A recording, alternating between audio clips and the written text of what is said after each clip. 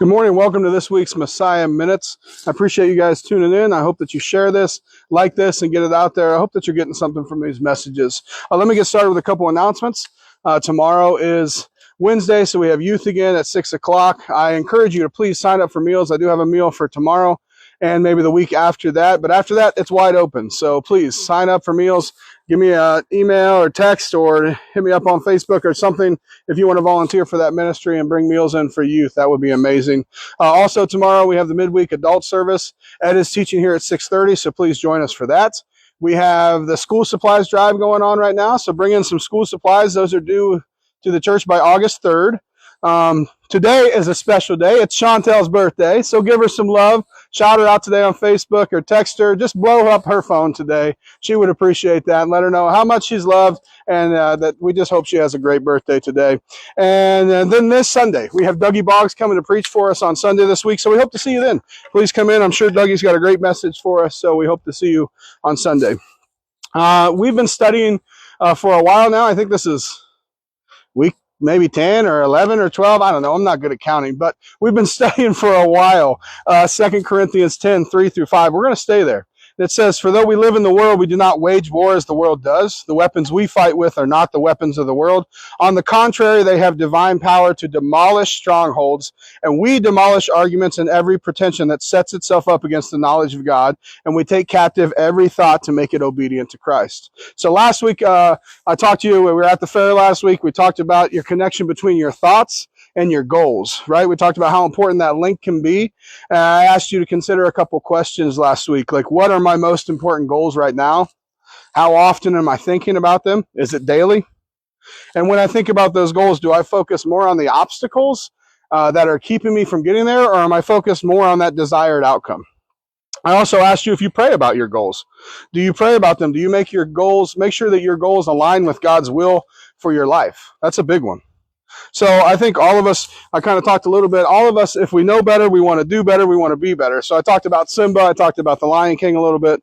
I talked about how Simba made a choice to be better, but so did Joseph, so did David, so did Paul. And I encourage you to start making those choices, to stop letting your past define you, but use the divine power that is in you through Jesus Christ to demolish strongholds and start holding your thoughts captive. So we're going to stay there again today. As I said, I think in our life, all of it is shaped by our thoughts. So we've talked kind of about the mold that we're squeezed into. And in Romans 12:2, Paul tells us to not be conformed, but instead we should choose the alternative, right? We're supposed to be transformed by the renewal of our mind instead of being conformed. So we've talked a little bit about how we all like to think that we're nonconformists, right? We all like to say, hey, no one's the boss of me. I'm my own person. No one tells me what to do. What I say is right. What I do is right. And I'm living out my own truth. That's kind of what society is right now. Our culture is. But everyone, and I mean absolutely every single person, conforms to something. So when Paul tells us not to be conformed, but rather be transformed, he is clearly saying that it will be one or the other. It has to be. There's no other way. So you have two choices as you read this. You get to choice A, you get to be conformed to the world, or choice B, be transformed by God into the image of Jesus so you can live out God's good, pleasing, and perfect will. That's it. There's no other options. Choice A or choice B. So I want you to think a little bit about this week of what comes to your mind when you hear the word transformed. Most people nowadays, when they hear the word transform, they think of something that can be changed back again, and just going back and forth. Just something that's movable, that's pliable, that can be changed. But I want to challenge you to start thinking differently about this word. Instead, when you hear the word transformed, I want you to think more along the lines of the word metamorphosis, as you would, right? Because that's actually, when the word was written, that's what it was intended to mean. You all have learned, I'm sure we all have learned how butterflies comes from a caterpillar, right? Probably in grade school we learned about that. But it does this by transforming from something that's kind of icky and this icky insect that crawls around in the grass and in the mud into something beautiful that soars through the sky. So the word transformed kind of encapsulate this whole idea that we're supposed to be changed. And this change goes beyond this simple alteration to us or our plans or our habits or our schedule. It's something different. It involves this new shape, this new form completely. It's a complete transformation, right? So that's the picture of God's goal for you and for your life. Instead of being molded and shaped by everything that's going on around you, we're supposed to be transformed by God from the inside out. But it's an opportunity for us to forever be changed into something better than what we could even have imagined, right? So God intends for our lives to be beautiful. We are God's workmanship, and He has something amazing in mind for our life. But it doesn't just happen. It doesn't just happen. For it to happen, you have to be transformed. You need to be transformed to become who, God has intended for you to be, and God desires for you to become. And I can't think of something better than being transformed into what God molded us and made us to be, right? So there's lots of reasons why you should be transformed. For yourself, you can become the person in the mirror that you want to see, right? For everyone around you, you can be the best person for all the people in your life that you care about. But I think there's another reason, the best reason, and that's that you should be transformed because it's for God. Romans 12:1, right before that verse says, "Therefore I urge you, brothers and sisters, in view of God's mercy, to offer your bodies as a living sacrifice, holy and pleasing to God. This is your true and proper worship." The motivation to be transformed by renewing our minds is because of God's mercy and His grace towards us. The verse says, in view of God's mercy. I think far too often our motives for self-improvement revolve around ourselves.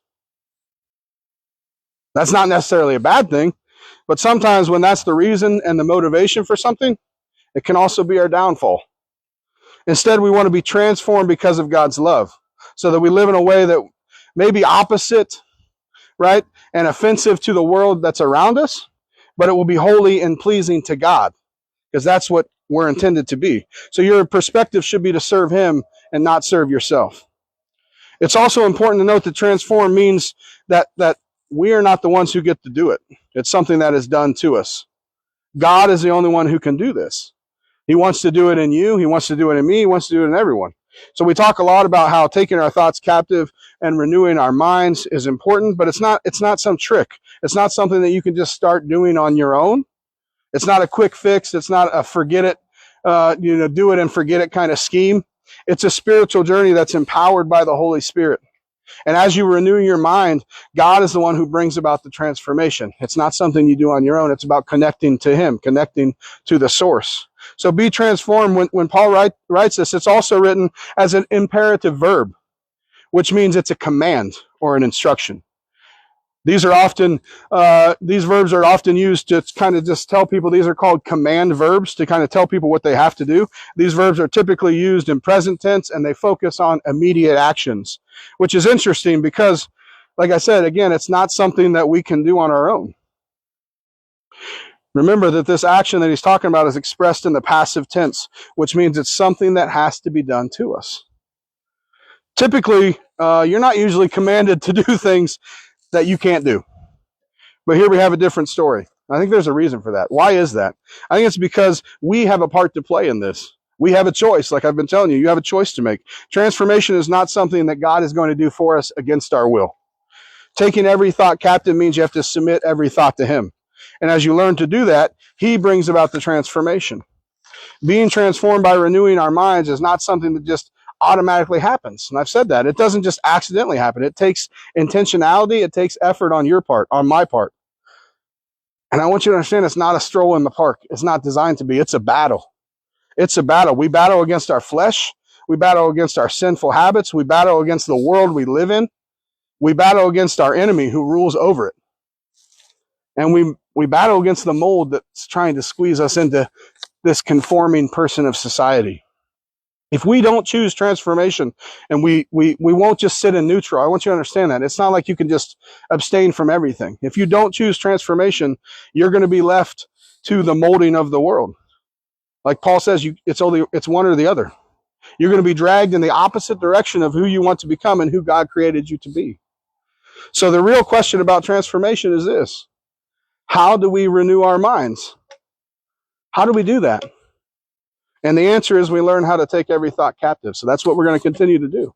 We're going to continue to come on Tuesday, and I'm going to continue to talk to you guys about how important it is to take every thought captive. I appreciate you guys. I hope this message is something that speaks to you today. I love you. I have a great week, and I hope to see you either tomorrow at youth, the adult service, or on Sunday for Dougie Boggs. And remember, blow up Chantel's phone today.